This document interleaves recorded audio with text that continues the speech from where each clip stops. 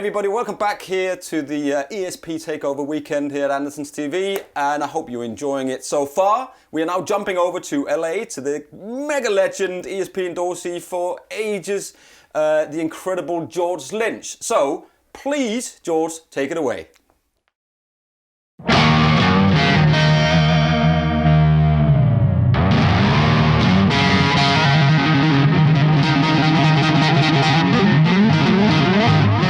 Well, we came up with this design, and I say we because I was there with my tech at the time in Tokyo at the shop. In a kind of a half-a-day period, we kind of just cemented and established what it was that this guitar was going to be, and it ended up being something that was different enough from everything else that was out there. You know, it wasn't just a graphic, and it wasn't just a silly tweak here or there. You know, it was functional stuff. It was all based on function rather than cosmetics.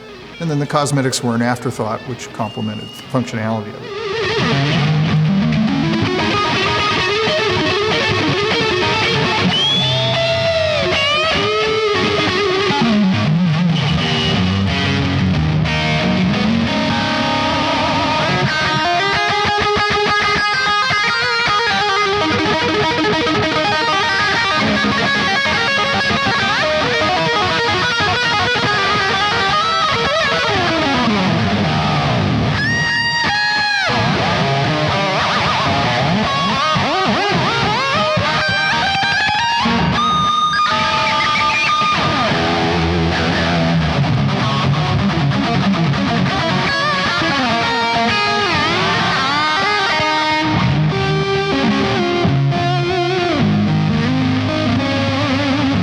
Originally, my ideal neck shape was I wanted something similar to the nylon string classical guitars that I grew up with and learned on.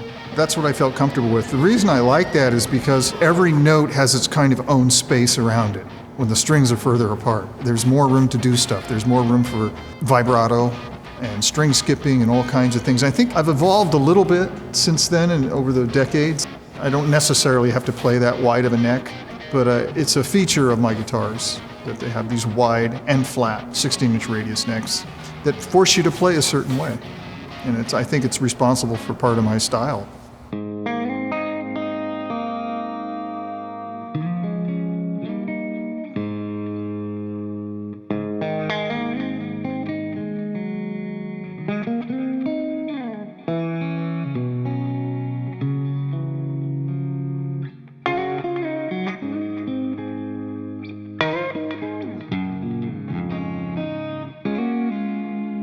I think it was just really a matter of being at the right place at the right time and the right time in history. You know, we were just coming out as a band, we were starting to achieve some pretty meaningful success, and we were really hungry, and I had a lot of pent-up ideas from all the years that I've spent, you know, practicing and developing my sound and tone searching and trying to figure out my rig and what I did and didn't like about my guitars.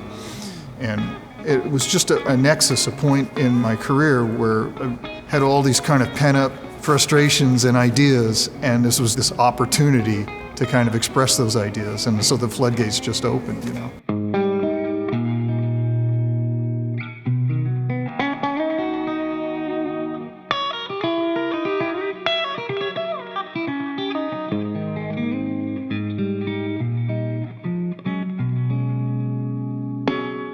I think when you're winding your way through the trajectory of your career and your life in the rock and roll business, at least from what I found, you need some stationary points. You need some foundational things that you can sort of depend on that never change, because it's such a crazy world, you know, and the vagaries of the business, the ups and downs and so forth. You know, ESP to me has been sort of this just steady thing that's been kind of at the center of my career that I've been able to depend on. You know, I've been highly involved with the instruments, and we build what I can use and what works for me and helps me make the best music that I can make and play the best that I can play and be the best guitar player that I can be. But I think it's important to have consistency through this process. You know, it takes decades, you know, making records and writing songs and performing and touring. You got to have some kind of just solid things that you can anchor yourself to, and for me that's been ESP.